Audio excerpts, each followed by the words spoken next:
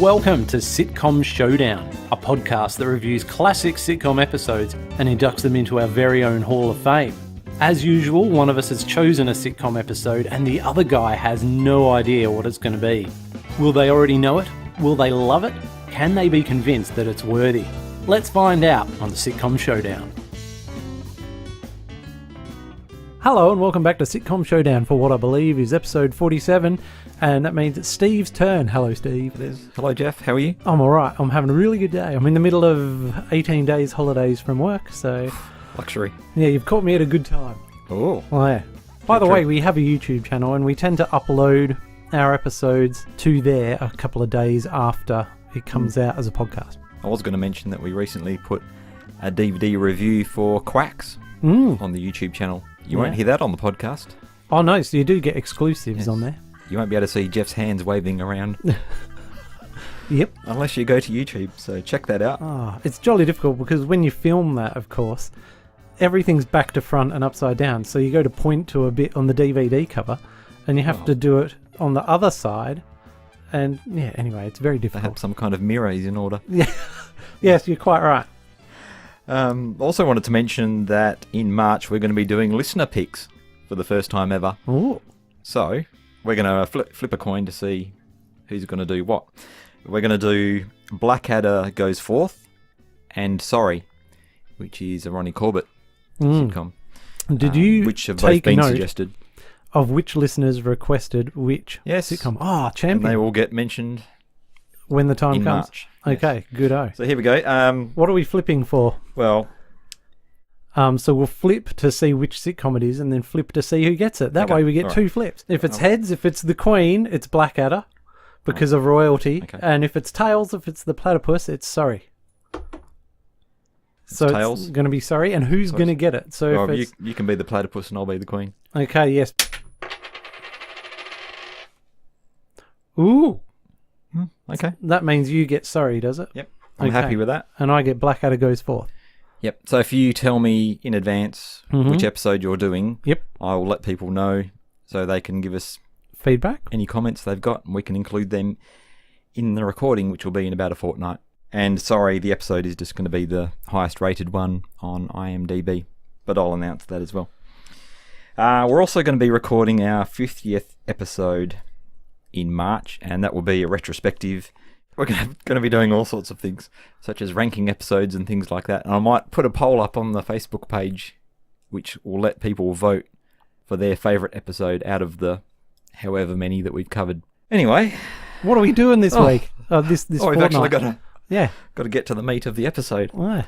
Well, this fortnight we're doing a show which has been described as the funniest sitcom you're probably not watching. Oh. It's Schitt's Creek. Oh, really? The SCHITT. Yes. I was just about to say this about the spelling. Okay. It is SCHITTS. Right. Creek. So they're obviously having a bit of fun with the name there. And this is an episode called Lawn Signs. Does that give you any kind of a clue? Nope. Nope. No clue at all. All right. It's episode 12 of season 2. I'll give you a quick description of Schitt's Creek. Okay. When Rich... I think I ripped half of this off Wikipedia. When rich video store magnate Johnny Rose and his family suddenly find themselves broke, they are forced to leave their pampered lives to regroup in Schitt's Creek, a small town which Johnny bought years earlier as a joke for his son. Oh. And it's the story of how circumstances and the town changed them as a family and how they changed the town. Yep. And that develops over the seasons. So it's one of those continuing story sitcoms, Jeff.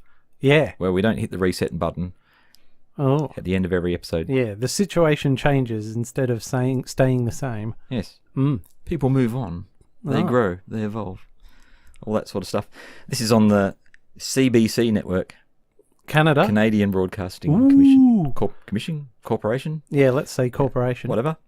So yes, it's from Canada. Oh, thank goodness we're doing another Canadian sitcom. Yeah, I was pretty pleased. And it's been running for 5 seasons, although I haven't seen the most recent one. Famous stars. Would you like to hear about some famous stars? Yes. There certainly are some. Oh, yeah. We've got Johnny Rose, played by Eugene Levy, who is a veteran comedian who was involved in the Second City stuff. His movies include the American Pie franchise, and he regularly appears in Christopher Guest movies, which is where I first saw him in Best in Show. Yeah. You've seen a few of those, have you? Certainly have. Yeah. I think we've got a 3-pack DVD. Wow. Well, one of those DVDs with 3 movies that'll have Best in Show and probably Waiting for Guffman as well. And yep. Rah. All those great movies. In Best in Show, Eugene also played the on-screen husband of Schitt's Creek co-star Catherine O'Hara. So they're an established team. This is the second time they played husband and wife. Right. That I know of. In Schitt's Creek, she plays Moira Rose, a high-maintenance ex-daytime soap star, who I said she's always a hair's breadth away from a nervous breakdown. Does she drink? No. Oh, well, she needs to start. Really? That'll relieve her stress. That's not going to improve the situation, surely. Catherine is also from Second City and the Christopher Guest movies, as we've already established. And she was also in Home Alone and Beetlejuice. Some of her better-known movies. She's the mum in Home Alone. Yeah, there you go. For her work on Schitt's Creek, she has won 2 Canadian Screen Awards for Best Lead Actress in a Comedy Series. Let's move on to the next well-known star. Chris Elliott plays Roland Schitt, a descendant of the town's founding father and the current mayor. Chris is best known, to me at least, as the Larry the cameraman from Groundhog Day. Oh, yes. Okay. Yep. Uh-huh. He started his career as a production assistant on Letterman and worked his way up from there to writing and acting in sketches. That's pretty groovy. And in 1990, he created and starred in his own sitcom, which was called Get a Life. Mm-hmm. And that was a cult classic. So he's been around. And that brings us to the youngsters in the main cast. There's 2 of those. The first is Dan Levy, Eugene's son, plays David Rose, son of Johnny and Moira, right? Dan is what? What's going on over there? Well, no, I just think, it's good because they'll have the whole interplay down. But do you want to go to work and be working with either your dad or your son? Oh. Not really, is my answer to that one. Okay. Glad you didn't say brother. Yeah. So Dan is co-creator of this show with Eugene, and he also writes episodes. And this will interest you. He is one of the hosts of the Great Canadian Baking Show. Oh, really? Okay, cool. So he can host, he can do comedy, he can do everything. He can do everything. He had a good year in 2016 at the Canadian Screen Awards. He won Best Writing in a Comedy Program or Series, and the show won Best Comedy Series. David's sister, Alexis, is played by Annie Murphy, and the manager of the motel where they live is Stevie, is the character, played by Emily Hampshire. And this episode, Jeff, was written by Kevin White, who also worked on Corner Gas and co-wrote Telescope Trouble. Oh, really? Which was nominated by me in episode 11. Okay. I think I've already said I've watched 4 seasons of this. Right. Over the last 3 weeks. Holy moly. Yep. And Jeff, what about you? You're saying you haven't watched this? I have seen 1 episode. So when season 1 came out, somehow I came in halfway through and watched this 1 episode where Mr. Rose Sr. somehow has to set up his office in a gas station of someone else who works there, and then the guy just goes, I'm heading off for a bit, or he just wanders off. Basically leaves him to pump customers the are coming in and and to do all this, and he's this office dude and has no idea how anything... Well, he's the head of the... he's used to being the head of the business, ordering people around. Yeah. But yeah, it wasn't too bad. But I didn't chase up any more of it. No. All right, well, we'll go away and watch it and be back shortly. Cool.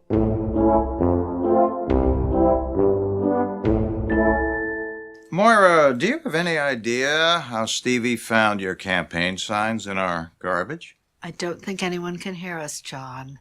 You don't have to keep up the act. What act? That you didn't know I took the signs. You took the signs. I didn't know you took the signs. Why would you take your own signs? Well, I couldn't very well take Jocelyn's. That would be stealing. And I'm running a clean campaign. You call this a clean campaign? Politics 101, John. When you have limited resources, your best course of action is to create a stir. It's exciting. It's fun. It's like the episode in Sunrise Bay when I stole my own baby. Moira, Sunrise Bay was a soap opera. Yes, and this is reality. Frankly, John, I'm surprised at your naivete.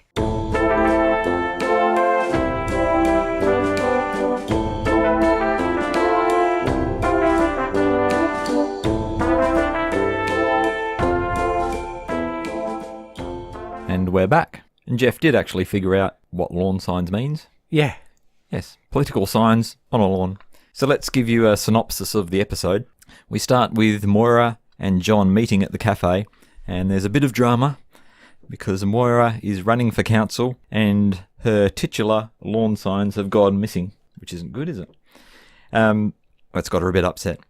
In the next scene, Johnny happens to find Roland, the mayor, installing a long row of lawn signs down one side of the street on behalf of Jocelyn, his wife, who is also running for council. So she's Moira's competition. Mm. They have a conversation which doesn't go well, with Johnny essentially accusing Roland of stealing Moira's signs in the most roundabout way possible. Yeah. Yes.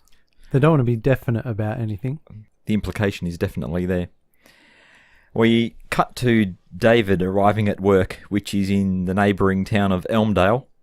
And, Jeff, I think you have to spit whenever you mention Elmdale. Oh, do you? Yes. That's a great corner gas through back. Yes, I thought so. He discovers that there's a clearance sale on at Blau's Barn, which he didn't know about. Mm. And that's because his boss, Wendy, is having some financial difficulties, which he contributed to with the changes that he's been making to the store. Yes, he's turned it from an everyday small-town ladies' clothing store to something a bit more upmarket and glitzy. Boutique-y thing. Yeah, where everything happens to be black and white. And he's decorated it with life-size black emus and magpies. I don't think they really were black emus and magpies. They're probably ostriches and crows. But yeah. Anyway, she announces that she has to let him go. But there is some good news for her.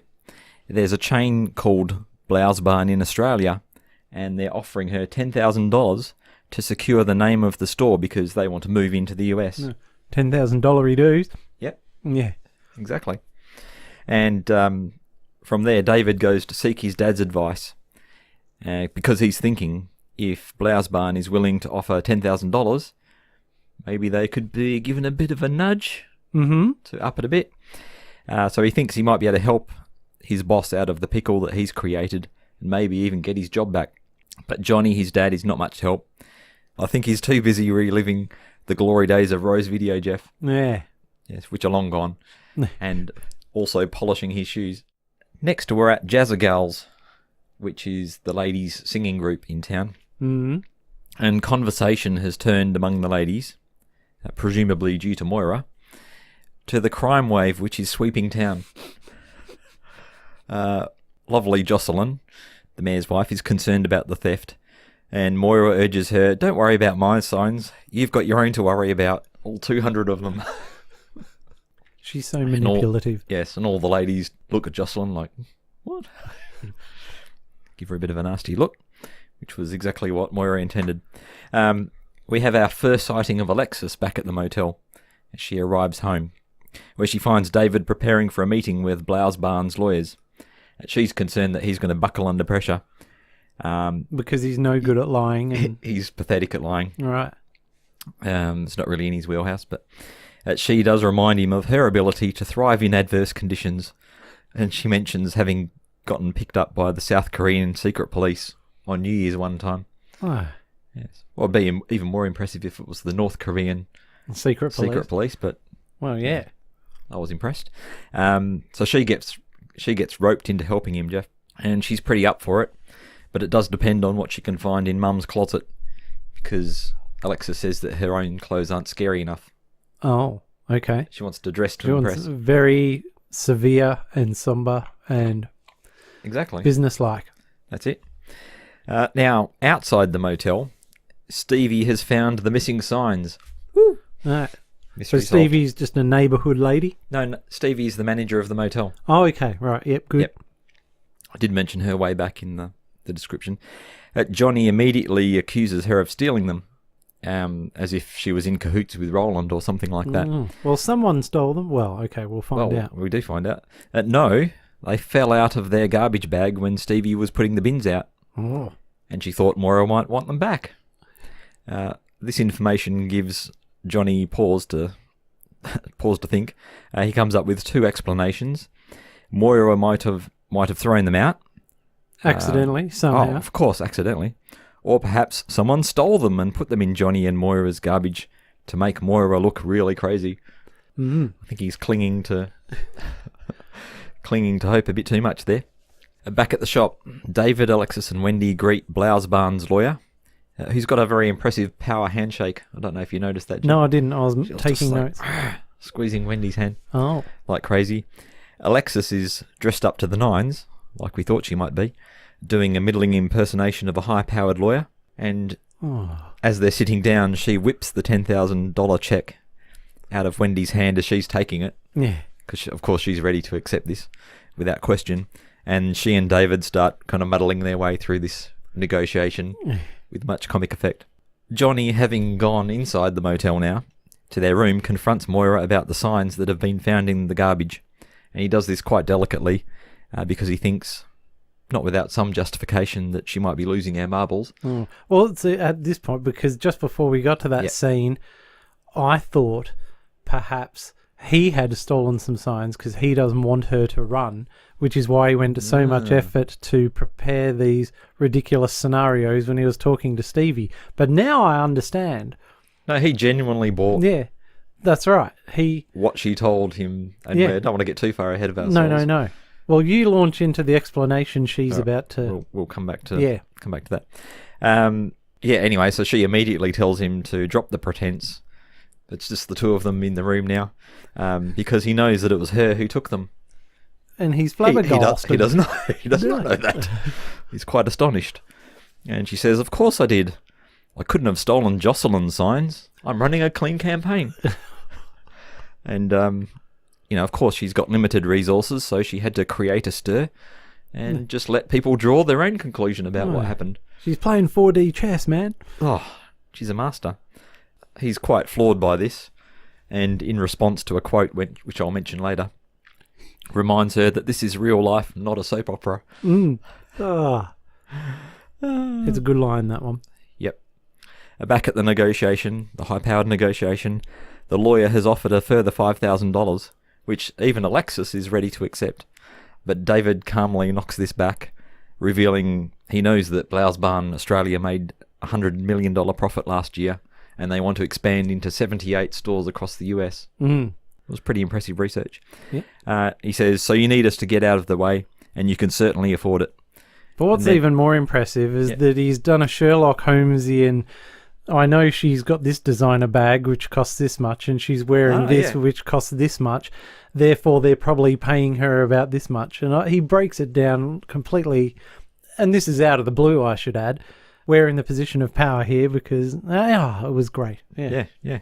And he does a classic, this is the number we're after, routine where you write the number on the piece of paper and you slide it across. Yeah, love that.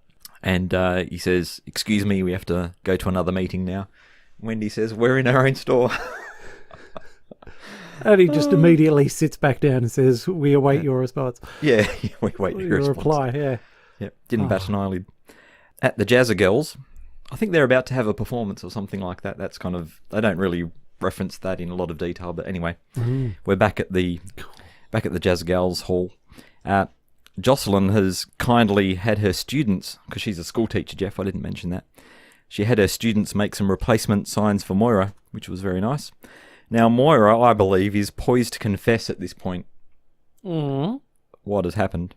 But before she can, and I'll get your thoughts on that in a sec, but before she can, Jocelyn admits that Roland used his mayoral power, such as it is, to get people to agree to him putting lawn signs up and down the street. Yeah, all 200 of them.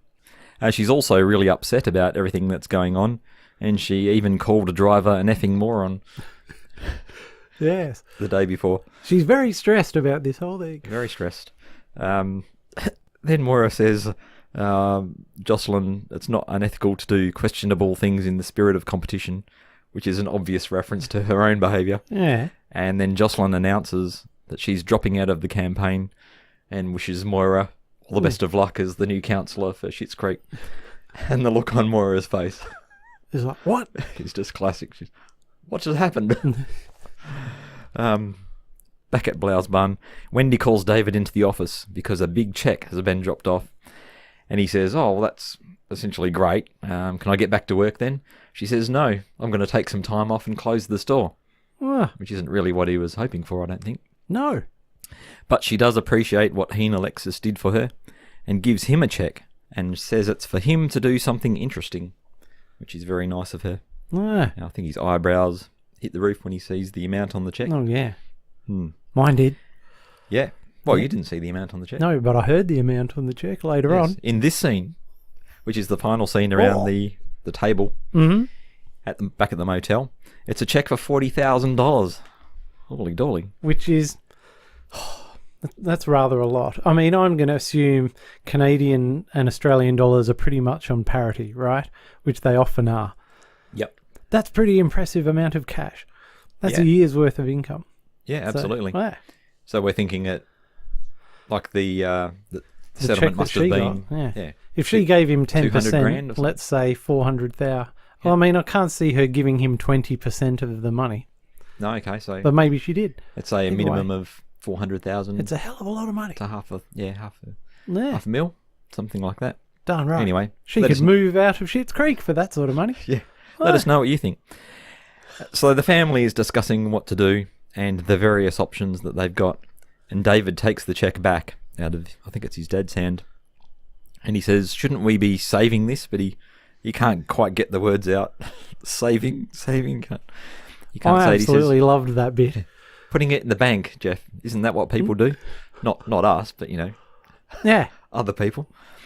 And not the Rose family. Yeah. Just the look they don't do that sort of thing. No. But the look on their faces, they all kind of begrudgingly agree that maybe they shouldn't go and the first thing Alexis suggests is let's go on a trip. Yeah. Are you firstly, he's going to have to pay a third of that in tax. Yeah, well, I did think about that. Oh, no. We don't want to get into the Sitcom Showdown accounting section or anything here, but yes, essentially David is quite right, and they're bonkers. Yes, we could do a bonus episode all about the tax implications of such a windfall. But anyway... and we can also introduce, Blackadder 2 when he has to sell his house. What? I can't remember that. In Blackadder 2 when he's always bragging about how much money he's got, and then the Queen needs some money, and he's lost a bet with someone that he has to pay, no. and then him and Baldrick try to go to the docks to get some money, and that doesn't work, and then he has to sell his house. No, it's because the baby-eating Bishop of Bath and Wells wants a payment on a loan they gave to Edmund, and what with their incredibly high rates of interest, Edmund has to sell his house. Oh, no. And what's he going to do to avoid being killed by the baby-eating Bishop of Bath and Wells? Oh, it's a great episode. Anyway, that's neither here nor there, but that would be a good one to cover in our economics segment. Yeah, we could do that. Yeah. He also becomes a highwayman in number 4 to resolve a cash shortage in number 3. Blackadder the Third, which I think is the best sitcom episode of all time. But there you go. We'll talk about that another time. Anyway, squirrels. They compromise by deciding that the three of them will go to manicure, which leaves Johnny alone at the table as they waltz off, and he's chewing his nail as they walk out the room. Yeah. Yes, and that's the end. And he can't believe that his family, who obviously he's the high-powered business dude and they're all useless, have essentially just gone out and made a ton of cash by not following his advice whatsoever. By doing the opposite of his advice. Oh, it was a good scene. Yes. All right, I'm going to... So we're at the end. Close this down. Yes, we're at the end. Before we get on to gags, let's get some serious stuff out of the way. Observations. Boring observations like those about accountancy. So what I like is when Alexis and who's the younger chap? David, thank you. Are having their, planning for this meeting. I always love it when sitcoms plan something beforehand, and it comes in very handy if you do it right, because it sets up expectations that you can subvert, which is ace.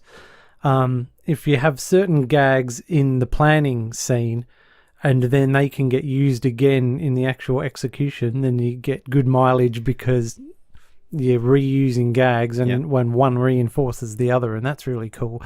And it's something that I like that goes back to the Perry and Croft sitcoms like Dad's Army and Are You Being Served and all the other sitcoms they do, because they're always planning something out. So in Are You Being Served, it'll be, oh, well, the Queen's visiting the store today, so we have to do this and this and this and this. And you see them rehearse this whole thing and it all goes terribly wrong. And then you have the actual carrying it out bit. But I just like it when they do that sort of thing. Okay. Yeah. What else have you got? Well, points for mentioning Australia for a start. Well, So that works in their favour. then also minus points because David bags Australians out. There's a bunch of drunks. They're all drunks. I commented when we were watching it that it felt like we were only a third of the way through the episode. Yeah. And it only had 5 minutes left to go. Yep. I think it's an extremely well-paced show. And also I like the look of it. Just the direction and the colour palette they're using and the way they're doing the sets and all that sort of thing as well. That's good. I just thought before we go on to the gags, just get think some it's of the a- more mundane things out of the way. All right, back to you. Back to me. Well, I was going to talk a bit about plots. Okay. There's two fine plot lines. David takes us on quite the roller coaster ride. He's let go, then we've got this negotiation which could go either way, and you almost think, wow, what if this lawyer turns around and walks out or rips up the $10,000 check? Absolutely. Poor old Wendy. Mm. She'll be in a right mess. Yeah. We get the big check, and he thinks he's got his job back, but then there's no job. But then he gets a check for $40,000. So it is a roller coaster ride, yeah. You go up, you go down. It's all over the place. Mm-hmm. We've got Johnny being the devil on his shoulder, saying that he should let Wendy take the check and basically walk away from the store. Mm-hmm. Start putting your resume together now, son. And we've got Alexis telling him that he's not good under pressure. But I really like how he doesn't admit defeat in the face of all that, and instead follows his intuition that this situation can be leveraged in some kind of way. And I like the way he ironically takes advantage of the situation with the lawyer from the Big Smoke, who presumably has arrived in town with the same kind of arrogance that he did the previous year. Ah, very Probably good. thinking, I'm going to give this stupid Hick. Hicktown lady a $10,000 check. She won't ask any questions or Exactly. won't have done any research about Blouse Barn Australia. Yeah. She'll be in, she'll be out, she'll be back sipping a latte in It's easy money, yeah. Half a Manhattan day. Island before she knows, Yeah. that sort of thing. This episode really is a turning point for David's character. We've left the fish out of water scenario which played out in season 1 behind. He's no longer wallowing in self-pity or trying to get out of town. He's learning lessons, in this case from having sunk Blouse Barn. He can't just transfer what he was doing in New York to this situation in the small town. He's fending for himself, integrating with the community, getting some direction, saving versus spending.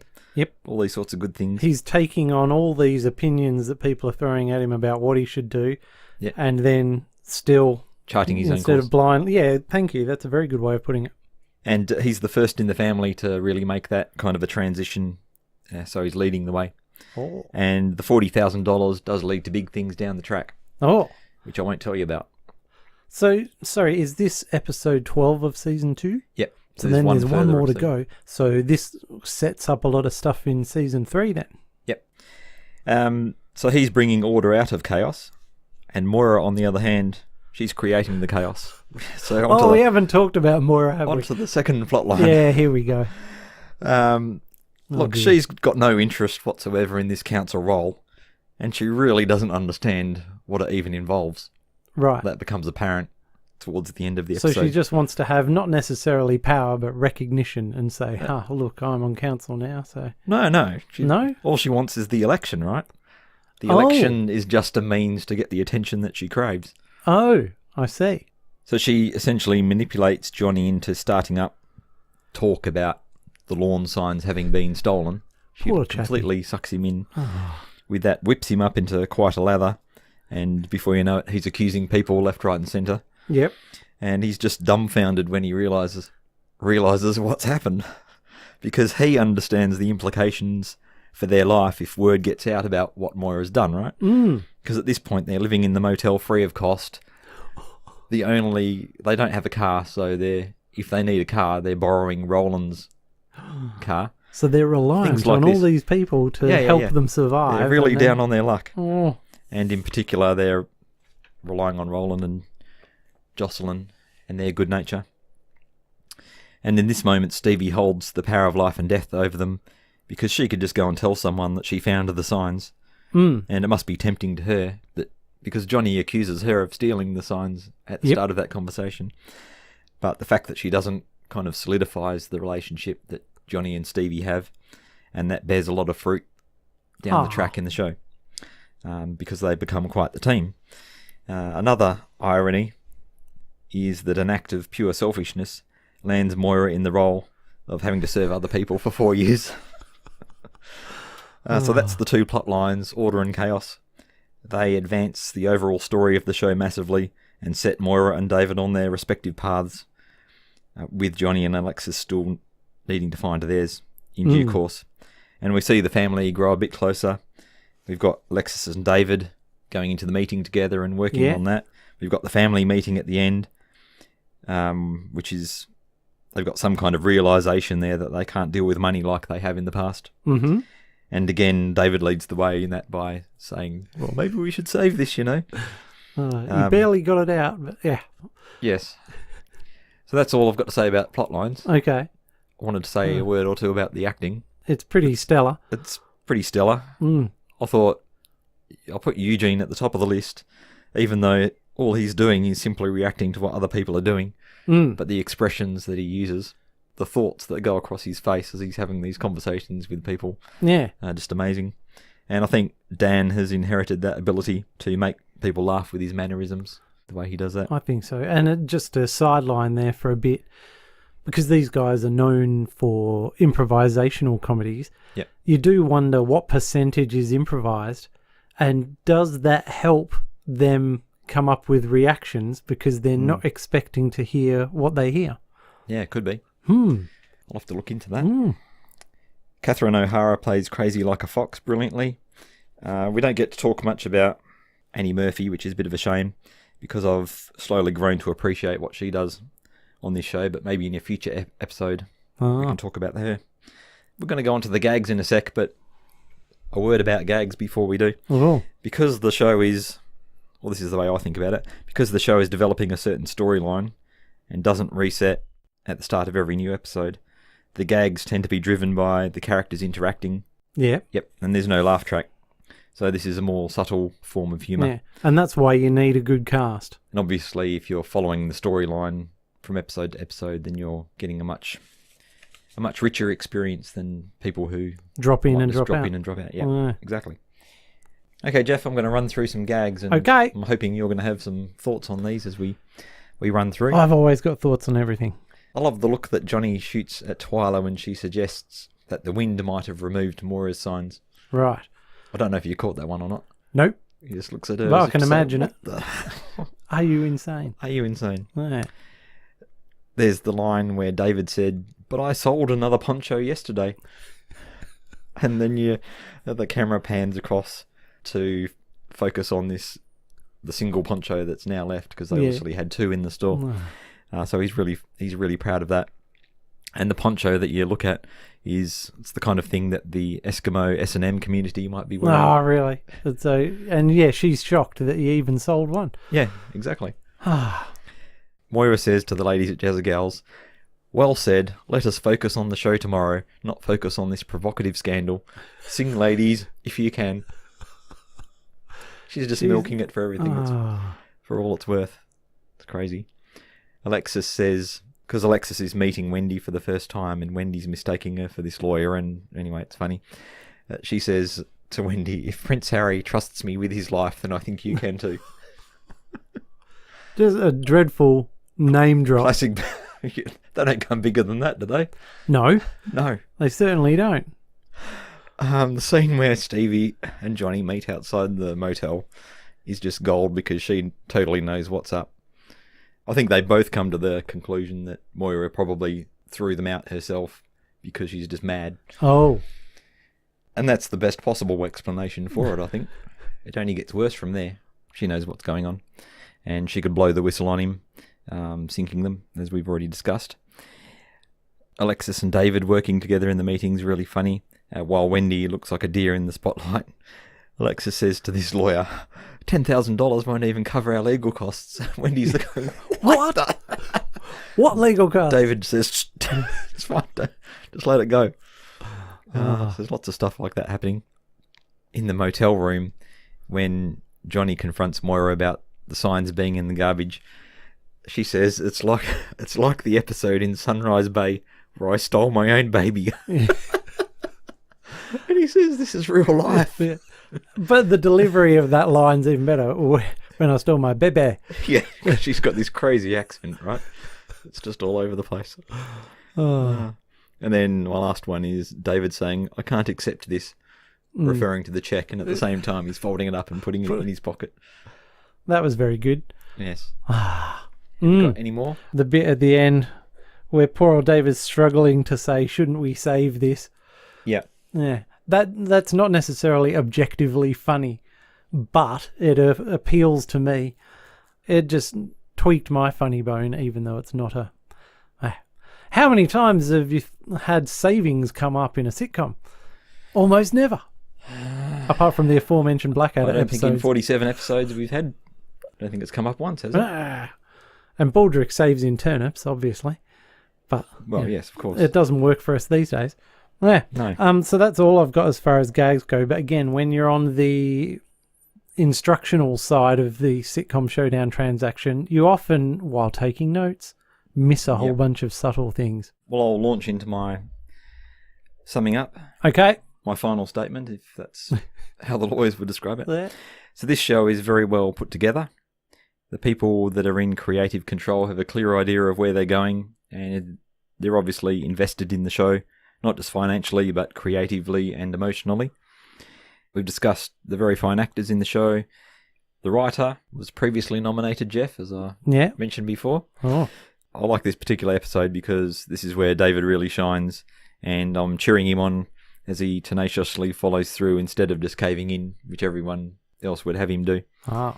And the sheer insanity of what Moira is up to and where she ends up. And I think this is the point where Schitt's Creek really starts to shine. It's surprising because the hook for the show is the fish out of water scenario of them arriving in the town. Yeah. But that's really just the jumping on point, and it actually gets far more interesting as the journey about family and community kind of takes off from this point on. What you say about the cast, and I think I said it before, it's very, very good cast, and this show benefits massively from that. And as I said earlier, I do like to see people having a win and things were going not the way I thought they were going to go. And plus, when I got to the end of the episode, I just wanted to find out what was going to happen next. So basically, yes, I'd be happy to have it in the Hall of Fame. Woohoo! And it's just a very well-made show. Yeah. Yes, I've been really impressed. Obviously, I've watched a hell of a lot of it in the last 3 weeks. Yes, there's been a lot of sleepless nights and I've zoomed through it. Yeah, so I'm looking forward to season 5 coming out shortly. Oh, okay. Hopefully. No, it's nice to have another Canadian sitcom in the Hall of Fame. Joining Corner Gas. Yeah. So next time around, Steve, instead of it being my turn, we're going to flip things around because if you remember the coin toss at the beginning, dear listener, Steve got the Ronnie Corbett sitcom called Sorry, and I got Blackadder Goes Forth. So we're going to have your turn next time with Sorry. Yes. Then my turn with Blackadder Goes Forth, because as you said to me off air, it's pretty much guaranteed to get into the Hall of Fame. Yep. This is going to simplify things in the planning for episode 50. Yes. So there we go. We're going to flip the script. Yeah. We will let people know which episode of Sorry is going to be selected before we record so that people can watch it ahead of time. Yes, well, I'll probably tell them both ahead of time at the same time if you can tell me which episode of Blackadder you're going to do. Yep. Okay, I'll do that. Yep. Excellent. Cool bananas. All right, well, we'll sign off now and see you in a fortnight. Ta-ta! Bye. Join us next time on Sitcom Showdown when we'll be putting another 5-star episode under the microscope. And in the meantime, you can contact us with feedback on Facebook, Twitter @Sitcom Showdown, or by email sitcomshowdown@gmail.com.